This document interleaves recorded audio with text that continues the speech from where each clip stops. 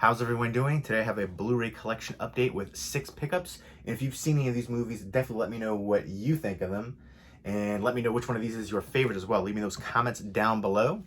First up is News of the World with Tom Hanks. And this is directed by Paul Greengrass, who worked with Tom Hanks on Captain Phillips. And he also directed a bunch of the Jason Bourne movies with Matt Damon and directed United 93.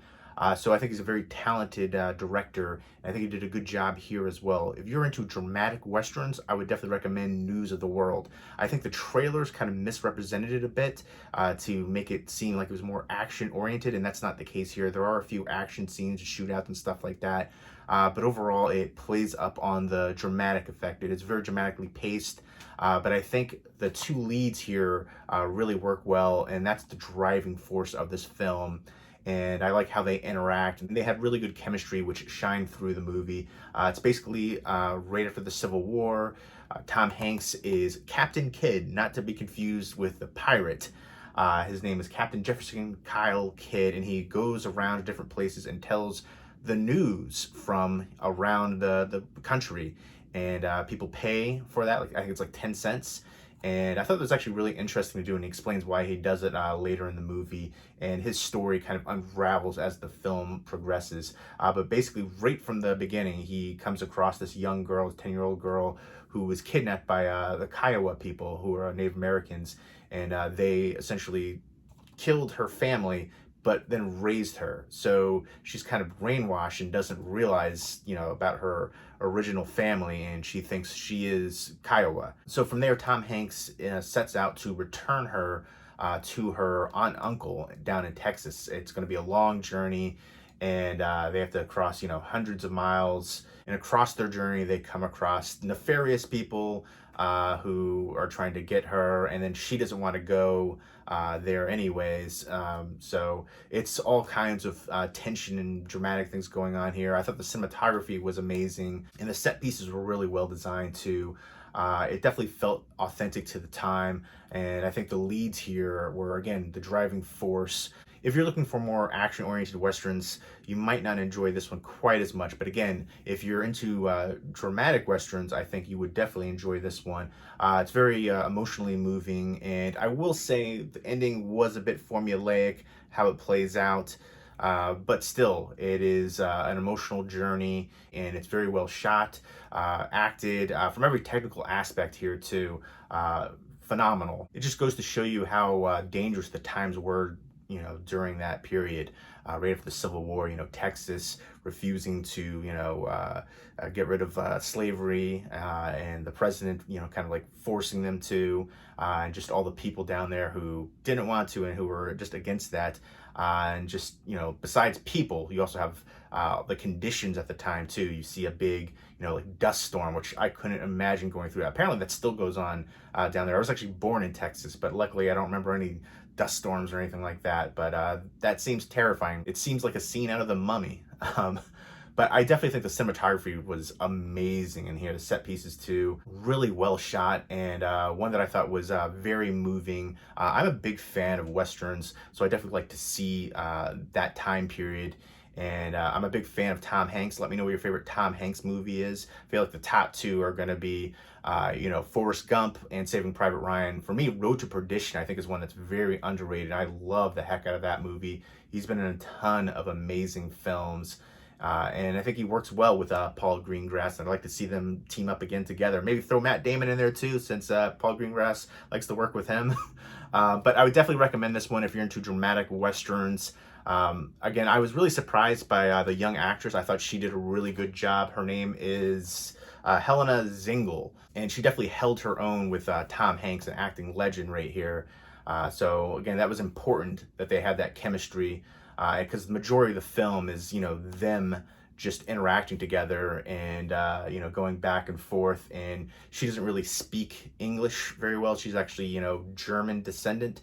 And then she's speaking Kiowa the majority of the movie. So the language barrier is a big issue too, but you have the commonality of, just human emotion and things like that. So it's a good Western adventure drama movie. Almost feels like a road trip movie, but on horses.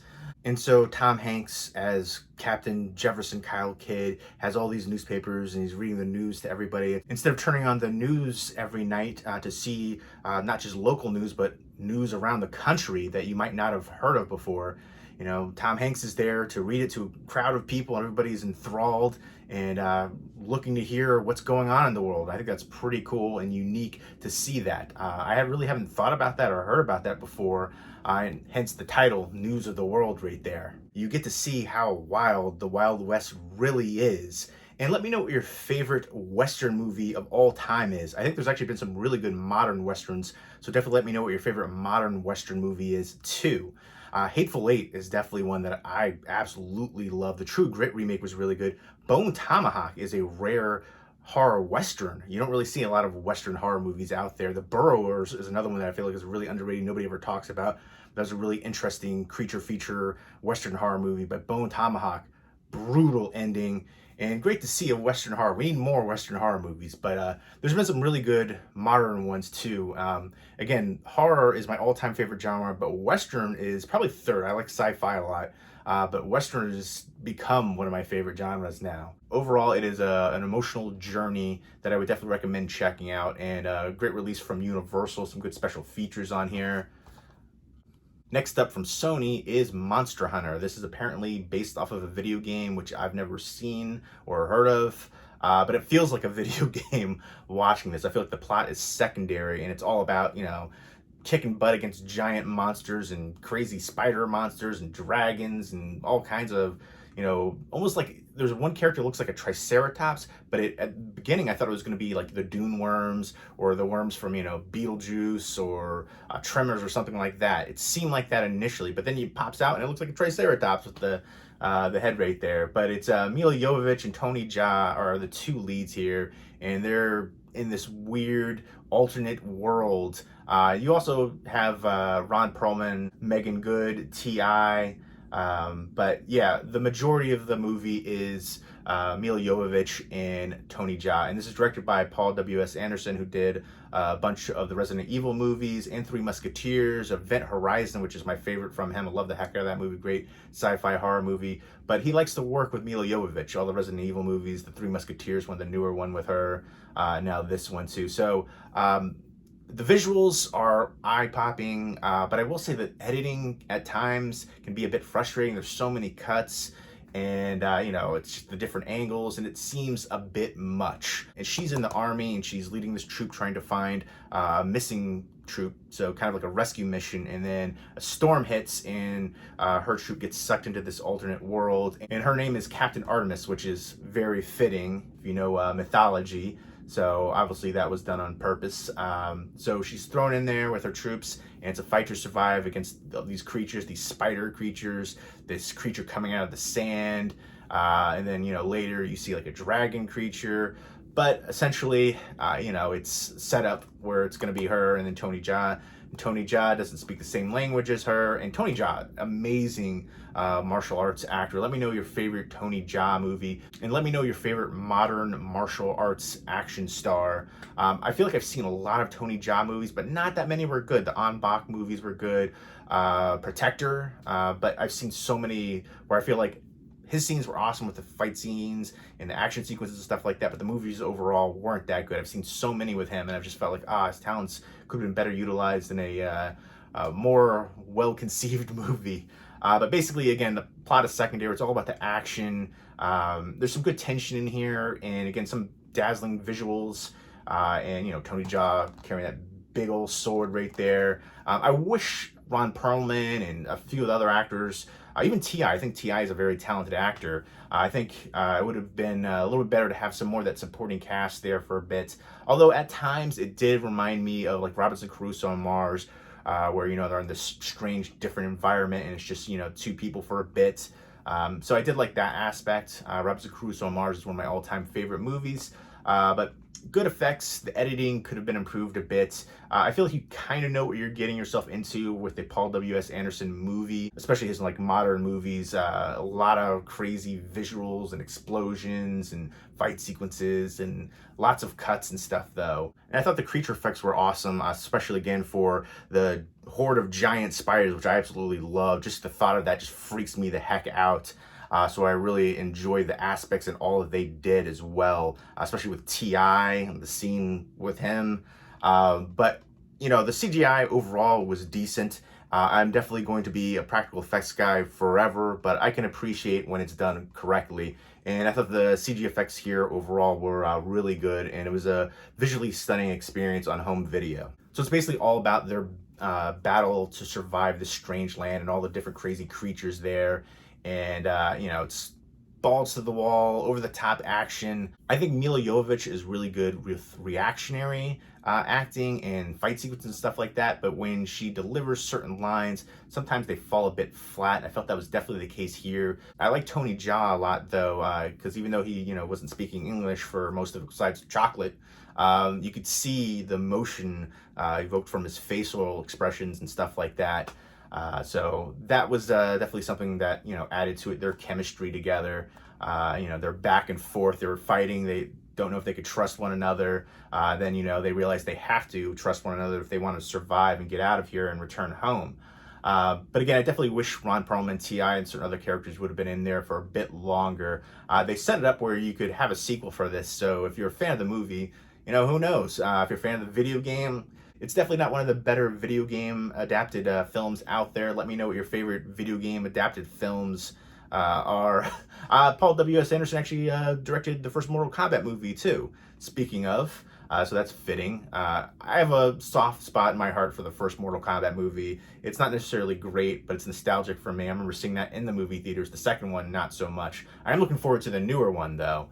But yeah, you know, don't say Super Mario Brothers for your favorite, you know, video game adapted movie. Although, you know, cheese factor for sure. I mean, to each their own, it's subjective. But, you know, Silent Hill, I do like that one a lot. It's not perfect, but it's, for me, one of the better ones out there. But yeah, it's a nonstop, visually stunning action movie. It looks great on home video. Both of these have 4K releases as well. And while I haven't viewed the 4K releases for comparison, I thought the Blu-rays for both of these looked amazing for the home video, the great picture quality and audio quality, great clarity, again, stunning visuals, especially for Monster Hunter. This is a Western, so it does have at times a more washed out hue. You know, the dirty plains and, you know, dirt roads and stuff like that. A lot of, you know, desert area. So you have to take that into consideration. There are some interiors, there's some, you know, outside at nighttime shots as well, which, you know, the blacks look really good there. But this one, Monster Hunter, the visuals just eye-popping. So I thought the Blu-rays were really good transfer-wise for both of these. Some good special features on here too. So yeah, this feels like a video game for sure. It's all about the action. And you know what you're getting yourself into for a movie like this just by the cover, the title, the director. So there you go. And next up is Breaking News in Yuba County, which is directed by Tate Taylor, who directed Ma, The Girl on the Train, The Help, and Get On Up with Chadwick Boseman. Great biopic there. He's directed a bunch of really good films. And this one right here is a dark crime comedy movie. It is actually really entertaining. It is just craziness. It's basically all about Allison Janney right there and her husband who disappeared, and she goes to the local news station and, you know, basically gets her story on air. Essentially, first, Mila Kunis is her stepsister, and she works for the local station. She won't take the story, so she goes to the bigger station ran by Juliette Lewis, and she sees all this coverage of this missing girl, and she kind of ties it into that story, and it gets, you know, very big coverage and notoriety. And there's a police officer played by Regina Hall. The hair right there is perfect. I love it. And then you have some gangsters in here, including Aquafina, who's real tough in here. It's so interesting to see her in this role. And I remember seeing her on YouTube years ago. She's a very well-known comedic actress now. She was in Crazy Rich Asian. She's been in a bunch of stuff. The recent female-led Ocean's movie, Ocean's 11, whatever one it was, the iteration of it, but with the female cast. I think she can be very entertaining at times. This one was a little bit awkward in certain scenes, but I guess that was probably the point. The casting here is awesome. It's a mostly female cast here. Again, you've got Allison Janney, Mila Kunis, Awkwafina, Wanda Sykes, Juliette Lewis, Samara Wiley, Regina Hall. But there's also a bunch of other recognizable people in here. Clifton Collins Jr. was awesome. One of my favorite parts for this movie, his character. And you also have Dominic Burgess and Matthew Modine. Matthew Modine was the husband. And so while Allison Janney, is often being overlooked, underappreciated, for the first time in her life, she's getting some popularity in her mind, but really it's just people trying to exploit her. And the whole cast was excellent in their roles. But Wanda Sykes, absolutely love her. She was the co-worker for the brother-in-law right there, and she was all about getting in on the action for this. Regina Hall was the police officer detective who knew something was up that Allison Janney knew more than she was admitting to with the disappearance of her husband. But everybody on the force is telling her not to investigate it. She's not a suspect, but she's trying to get to the bottom of things, and she knows that she's right on that hairdo. So basically, it's, again, just that story, but all these other people getting intertwined with it. And, the local reporters, the gangster, the brother-in-law, the crazy people that he works with. It's over-the-top ridiculousness, really wacky and absurd. But after each scene, something more absurd happens. It's just like a continuation of that. And I love how they're all intertwined and entangled. And I love how it plays out by the end too. Wraps up very nicely, and it was just a fun ride. Really ridiculous and great dark crime comedy movie. I found it to be very entertaining. I really liked Allison Janney in the lead here too, where she's kind of a forgotten person essentially. Her husband, kind of forgets about her. Her stepsister takes her for granted. Everybody takes her for granted essentially, and she finally gets some notoriety, and people actually care about her. Well, they don't really care about her, they care about the story and just trying to capitalize off of her story. And there's a bunch of money that goes missing as well. Her husband disappears with a lot of money. I think it's like $3 million. But yeah, so it's her trying to get some fame and popularity for once in her life and recognition, and things just go wrong at every turn, and she gets in way over her head, and just things get crazier each scene. And it's just lie after lie and just craziness after craziness, but it is a fun time, very entertaining. This is released by Warner Brothers. I definitely had a fun time with this, and I can't wait to see more from Tate Taylor.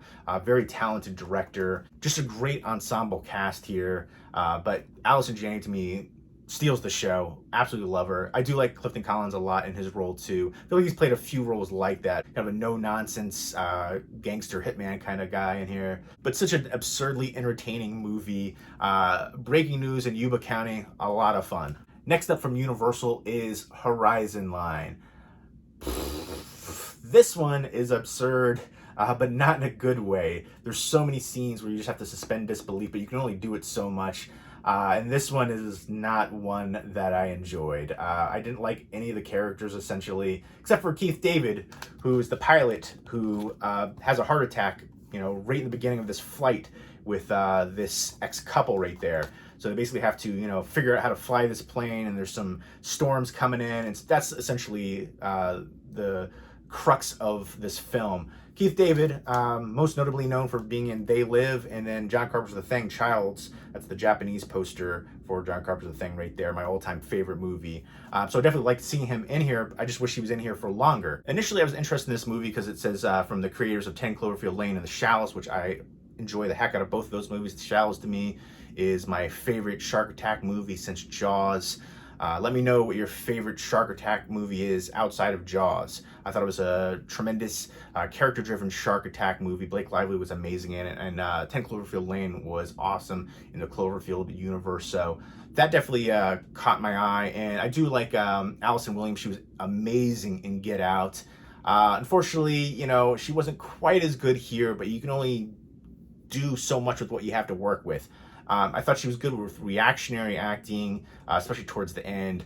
There is an alternate ending here too, which I don't think really is that much better than the actual ending. There are some deleted scenes here, which I think part of one of the deleted scenes should have been in the movie for sure, where they go kind of like argue and go back and forth because they're an ex-couple. And it shows in the beginning kind of the drama that they have together. They're basically going to this friend's wedding on a tropical island, and right away they're in this plane, this small plane, and they don't know how to fly a plane, although she took some flying lessons, but it was years ago. There's so many things that happen, and it's just like so ridiculous.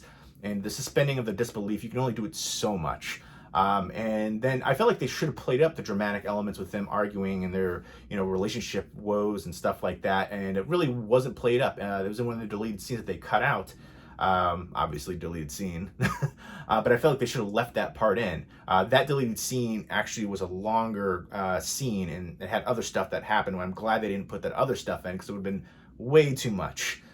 Ridiculous things going on here. So yeah, it's basically, you know, they're going to be running out of fuel. There's a storm.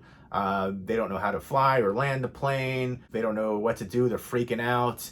Some good tension there, but overall it is ridiculous, and it falls flat overall. Again, I feel like the actors could only do so much with what they had to work with script-wise, and it's just not that great of a film. I feel like you needed a little bit more from it to make it a good survival thriller movie. Just the things that happened, how it plays out.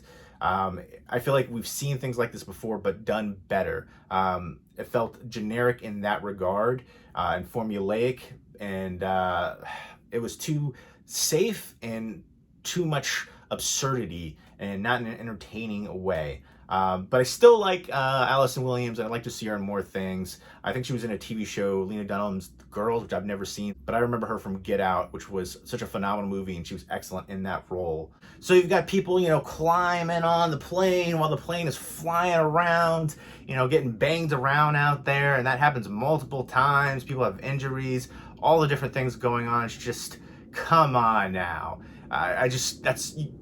It's just so unrealistic, unbelievable, and you could only suspend disbelief so much. And we're talking, they're climbing on the exterior of this plane, thousands of miles up in the air while it's flying, while somebody else doesn't really know how to fly it properly. And besides that, the characters are cardboard cutouts, paper thin plot, super generic, formulaic, and the ending was a letdown. It falls flat on every level. So it's pretty straightforward, formulaic with the plot, and not too much stands out about it. It's except for how ridiculous and absurd it is, and just the fact that it's just a battle of attrition to sit through. It was rough. Nothing really stands out about it at all. You need something to really get invested with the characters, and you don't feel that for these characters. I feel like none of the characters were very likable, except for, you know, Keith David, who unfortunately wasn't in it for very long. But yeah, I definitely wanted more from this one. This one definitely crashes and burns for me. The only bonus features the deleted scenes, and the tagline is "Fly or Die," and that was a rough one to sit through. Next up is pure horror cheese fest, Psycho Goreman, PG Psycho Goreman. And this, to me, was such a hilariously fun time. This is directed by Steven Kostanski, who was a co-director on Father's Day and The Void, which I definitely enjoy both of those movies. The Void is one of my favorite modern horror movies. Father's Day is kind of in the same horror comedy vein of this, where the comedic elements are really the strong suit. This, to me, reminds me of like 80s horror meets Power Rangers, because some of the characters towards the end are very Power Rangers-esque, you know, the movements and the body armor and stuff like that. But I really appreciate the practical effects here over the CG. I'm definitely a fan of practical effects. I will say the lead right here, actress, the little girl, she's either going to be somebody you really can't stand and are annoyed by, or that you'll think she did a great job. I feel like leaning more towards the annoying side at times. So yeah, that's going to be a big thing for some people. That's going to be, you know, a driving part of the movie that you're going to either like it or hate it. I'm right there on the border. I could definitely understand some people being super annoyed by her character, but I feel like that was the point of it. There was a scene that I felt was a bit unnecessary with the crucifix. I was like kind of surprised by that.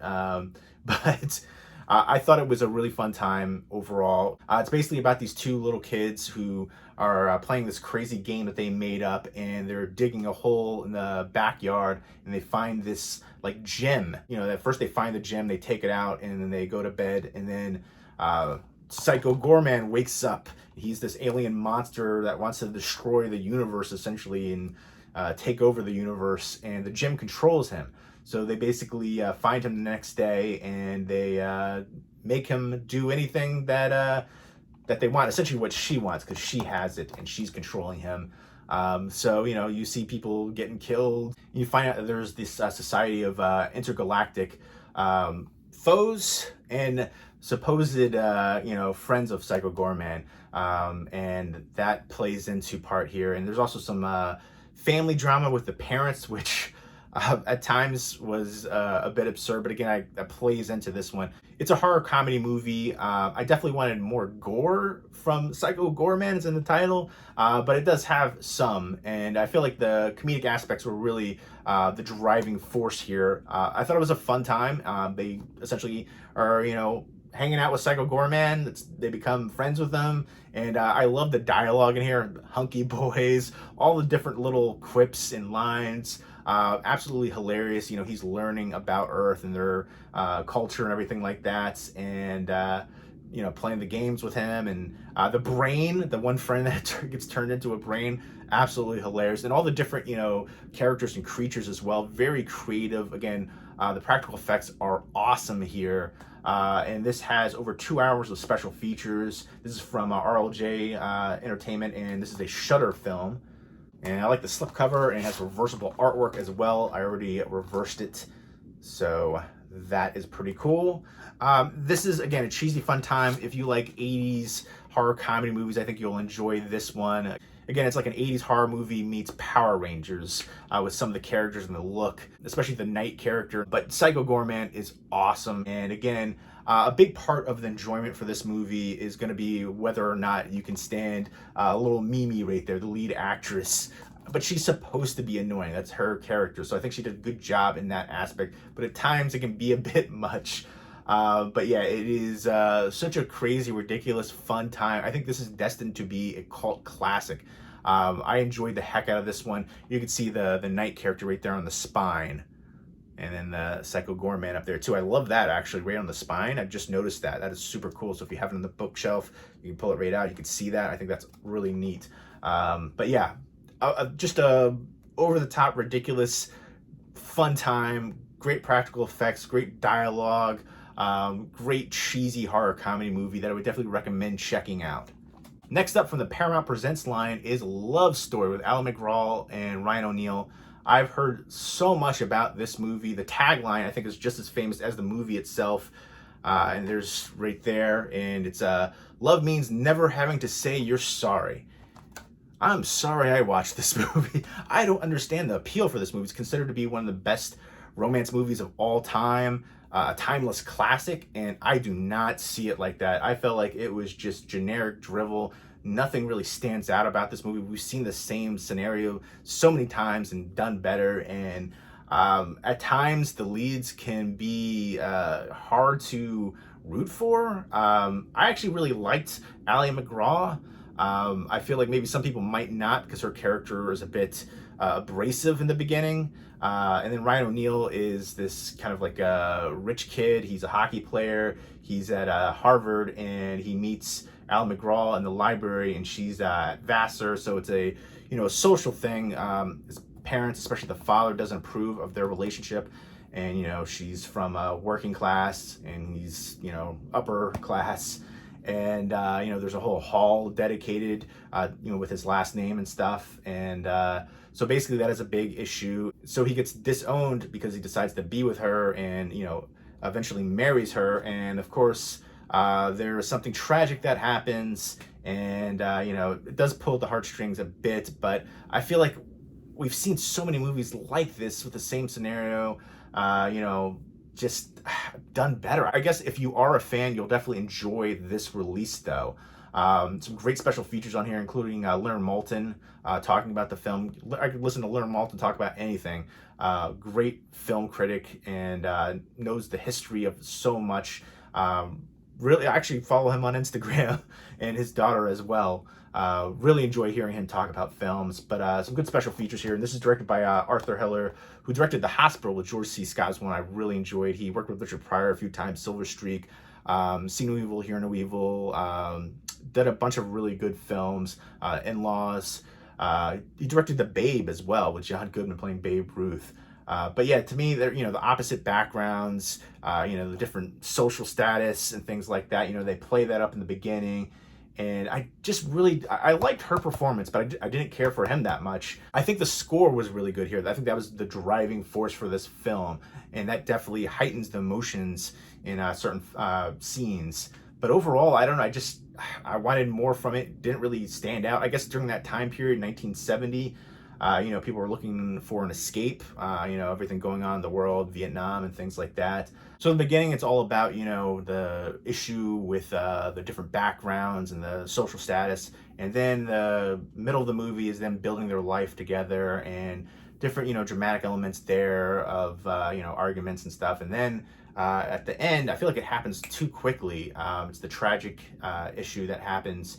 And then I feel like it's over like that. And I was like, I definitely wanted more from that, especially, the climax. I was like, just felt like a bit of a missed opportunity, and just, I don't know, I feel like they could have played up those dramatic elements a bit more. It was also beautifully shot, great cinematography, but I definitely wanted more from it.